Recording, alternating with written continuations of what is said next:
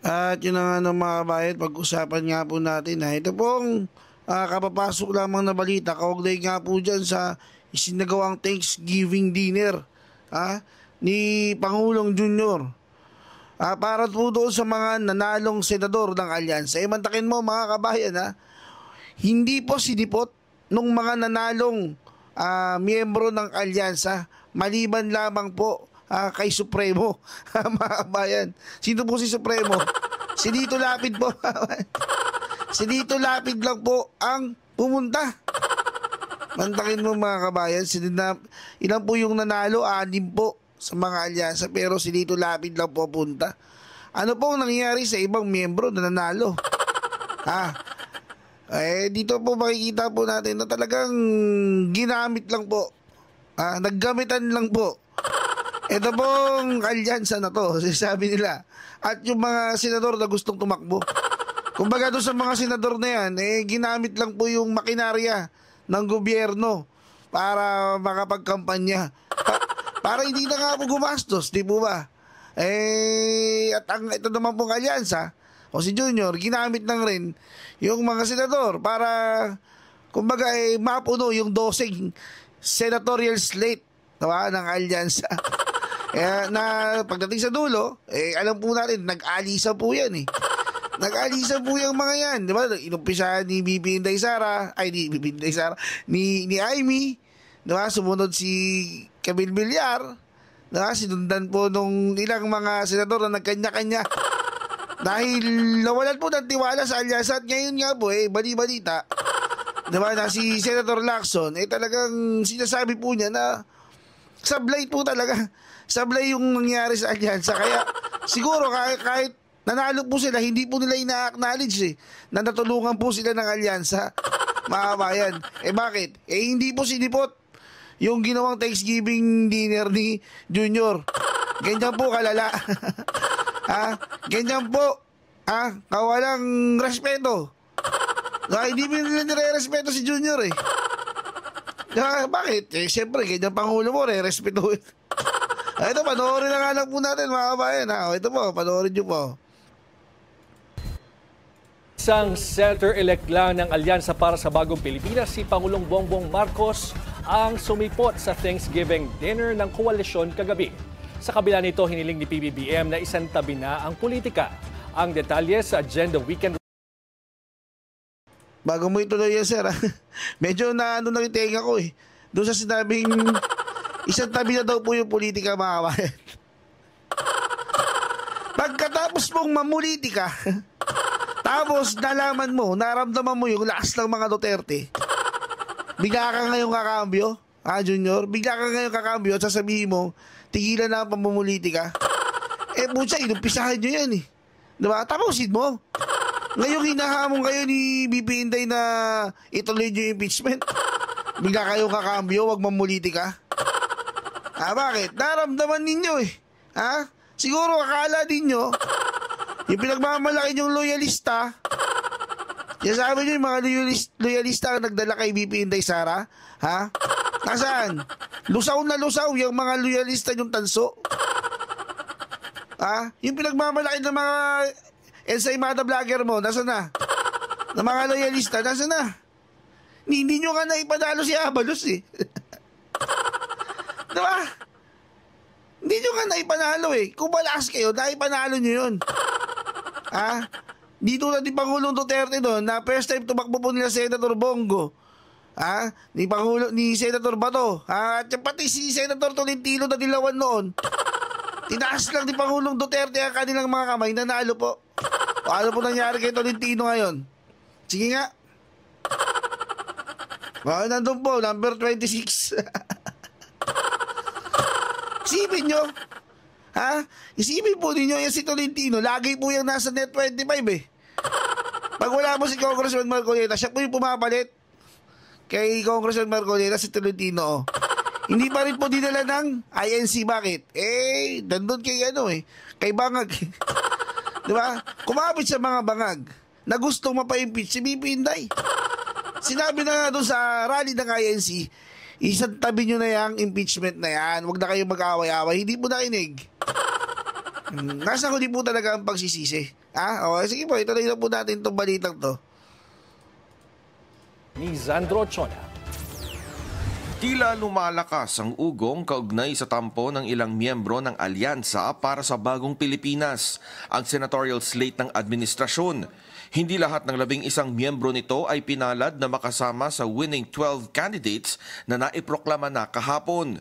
Ilang oras matapos maiproklama ng COMELEC, ang 11th placer lang na si re-electionist Senator Lito Lapid ang dumalo sa Thanksgiving party kasama si Pangulong Marcos ang sumipot sa Thanksgiving dinner ng koalisyon kaugnay sa ng Alyansa para sa Bagong Pilipinas, ang senatorial slate ng administrasyon.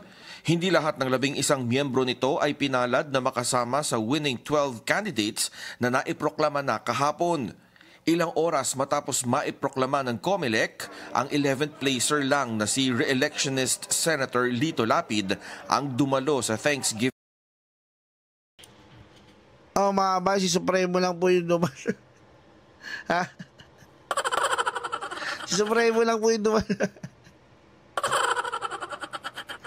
Hindi mo natin alam. Siguro, hindi busy, di ba? Wala pong taping. Pero grabe, no, mga bayan. Talagang itong mga senador na to, di ba? Di ba na kayo magpasalamat kay Junior? Hindi kasi binado sila, hindi sila natulungan talaga, mga bayan. Hindi kaya po sila nakapasok ng Mindanao, si Toby Chanko na po nagsabi. Diba? Hindi po nila kaya pasukin yung Mindanao, magsasayang lang sila ng pera eh. Bakit? Sa pinagkagawa ng administrasyon na to eh. Kaya nakakapagtaka, nanalo pa to si Lito Lapid, mga bayan. Tingin nyo, mga bayan, paano nanalo si Lito Lapid? Comment nyo kayo sa baba. Paano po nanalo si Lito Lapid? Diba? Walang hiya. Nanalo pa to? Hindi po natin alam kung bakit. Pero, di ba? In my own opinion, parang... Ewan na ituloy. Sige, tuloy. Sige, tuloy. Balita. Kasama si Pangulong Bongbong Marcos. Hindi naman ito big deal sa Pangulo. Sa halip, nakiusap siya na isantabi muna ang pamumulitika at focus na sa serbisyo publiko. Pero maski ang Pangulo, inaming sana ay naging mas maganda ang resulta ng halalan kung hindi lang 6 ang nagwagi mula sa kanyang senatorial slate. We all wish we had better results, but we live to fight another day. And now it's time, I think, to put all the politics aside. It's time. Dinner ng koalisyon kagabi. Sa kabila nito, hiniling ni The results, but we live to fight another day. And now it's time, I think, to put all the politics aside. Sir, paano po isasantabi ang politika? Inumpisahan niyo po yan, sir. Ha? Yung po yung tanong eh. Ngayong naramdaman nyo na mukhang matitiklo na kayo, tsaka nyo sasabihin na set the politics aside. Ngayong ramdam mo na mahina ka sa taong bayan, na hindi mo mahanap, mahagilap yung mga loyalista nyong tanso, set the politics aside, sir. Ha? Pero nung mga panahon nag-ahari-harian kayo, impeachment dito, birada kay Pangulong Duterte, pinadala sa dahig. Lahat ng kagaguhan, ginawa ninyo eh. Tapos ngayon, set the politics aside. Imposible na po yan. Bakit? Pinakulong nyo na yung matanda eh. Ha? Pinakulong nyo na po yung matanda sa dahig. Tapos para sinabi mo, hindi, okay lang yan. Bibintay, Sarah. Bati-bati na tayo ulit. Ha? Bati-bati na tayo. Yung tatay niya pinakulong mo eh. Kasi hindi ka ba yung tatay mo, di ba? Pinalibing sa libingan ng mga bayani. Tapos ang pinalit mo, pinakulong mo pa. Talino mo talaga, no? Saan mo kinukuha yung talino mo? Di ba? Hindi ko mawari. Tatay niya, pinalibing yung tatay mo ng maayos. Tapos pinakulong mo sa dahig. Sabi mo, sa Interpol ka nakikipag-cooperate. Engot ka ba? Ha? Ang ICC nagutos sa Interpol eh. Ginagago mo ba kami? Siraulo tong mamang tayo. Kunyari walang alam. Hindi namin alam na ICC yung nagpaano sa Interpol. Engot ka talaga kung ganon. Diba? I could put all of the issues that were raised during election and only talk about not political issues but developmental issues, healthcare issues, education issues, agriculture. Tsaka sir, wag mo kasama yung healthcare issues na yan, sir. Tinanggalan mo nga ng budget yung malasakit center eh. Tapos magagaganyan ka healthcare issues. Yung pondo ng PhilHealth, kinuha ninyo, 90 billion. Diyos ko naman po. Taka na lang maniniwala sa inyo eh. Healthcare issues. Tinanggalan mo ng pondo yung malasakit center. Hindi ka ba naman sandamukan na ingot eh. Alam mo ba't ang number 1 din si Senator Bongo? Dahil po yan sa malasakit center. Tapos tinanggal mo. Ha? Kasi hindi nyo pa pinondohan yung PhilHealth. Bagkos, anong ginawa nyo? Kinuhanan nyo pa ng pondo. Tapos sasabihin mo sa amin, pamumukha mo sa amin, wag na magpolitika, healthcare issues lang. Di mo namin magets eh. Saang lakas ng loob nyo po hinuhugot yan? Para sabihin sa amin yan. Ngayong, di ba? Iba talaga to eh. Iba yung sinasabi sa ginagalaw eh. Tama po yung mga political analyst na papanood natin. Di ba? Sabi niya, ayaw niya daw sa impeachment. Pusang gala, number 1 anak niya pumirma sa impeachment. Hindi daw makikipag-cooperate sa ICC. Puta, pinadala si Pangulong Duterte sa dahig. Ngayon, pagtulong daw yung healthcare system. Tinanggalan mo ng pondo yung malasakit center. Walang pondo yung PhilHealth. Diba? Bagkos kinuhanan nyo ba? Naku naman, sir. Lokohin mo, lelang mo, sir. Kung ano sinasabi mo, kabaliktaran eh. Diyos ko po. Wala na naniniwala sa'yo, sir. Yung naniniwala sa'yo, yung kukonting makatansot, bayan si Mada Vlogger, sir. Ha? Tuloy. Pinasalamatan niya ang media dahil naibabalita ang kanyang panig sa kabila ng mga isyu na umusbong na nakaapekto rin sa pagkapanalo ng kanyang alyansa.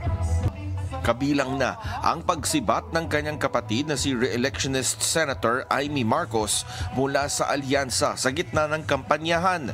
Gayon din ang paglalim pa ng sigalot sa pagitan nila ni Vice President Sara Duterte na kalahati ng kanyang unit team noong tumakbo sila noong 2022 at ang pag-endorso ni Duterte sa kanyang kapatid at isa pang miyembro ng alyansa na si Camille Villar na nagpalabo kung sino-sino nga ba ang magkakakampi. Pagka meron kaming nakikita in media, pagka meron kaming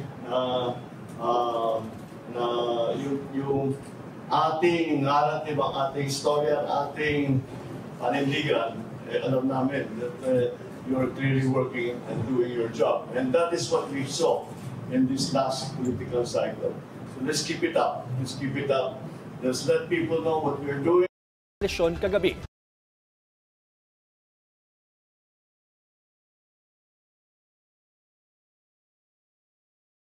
Nagpapasalamat po si Mr. Junior sa mga mainstream media mga kabayan. Samantala, bago siya manalo mga kabayan, galit na galit sa mainstream media. Kasi paninira sa niya eh. Diba? Sa lahi niya eh. Una sa tatay niya, sunod sa nanay niya, sa kanya. Diba? Lahat ng paninira ginawa ng mainstream media ngayon. Kampi-kampihan na sila mga kabayan. Ha? Hay, buhay, politika. Sige po. Pagka meron kami yung ating narrative, ang ating istorya, ang ating panindigan, alam namin that you're clearly working and doing your job. And that is what we saw in this last political cycle. So So let's keep it up. Let's keep it up. Let's let people know what we're doing. Let's let people know that we are going to continue to work hard now and put the, as I said, politics aside. It's consider it a distraction for now. Put the politics aside and get on with the work of nation building. Pinag-isipan ang lahat ng detalye sa Thanksgiving party dahil pati pangalan ng mga cocktail na inihanda, ipinangalan sa mga tumakbo sa ilalim ng alyansa, nanalo man o natalo. Para sa agenda, Zandro Ochona, Billionaire News Channel. Grabe, no? Grabe mga bayan. Siguro grabe yung galit ng mga natalong sila. Lalo siguro si Abalos, laki ng ginastos mga bayan. Laki po ng ginastos mga bayan. Siguro laki ng galit dito kay... Okay sana yun eh. Di ba si Abalos nung medyo dikit-dikit pa kay Pangulong Duterte. Tapos to... Ay nako. Wala pong magandang naidulot yung pagtaas ng kamay ni Junior sa mga alyansa talaga. Kahit si Lacson, walang bilib eh. Mga bayan, hanggang dyan na lang po muna at magkita-kita po tayo sa mga susunod po natin video. Pakisuyo naman po mga bayan, pa-like naman po at kahit like lang. Kung ayaw nyo mag-subscribe. Hindi ko naman po kayo mapipilit mag-subscribe eh. Pero kahit sana, like man lang po. Maraming pong salamat. Paalam.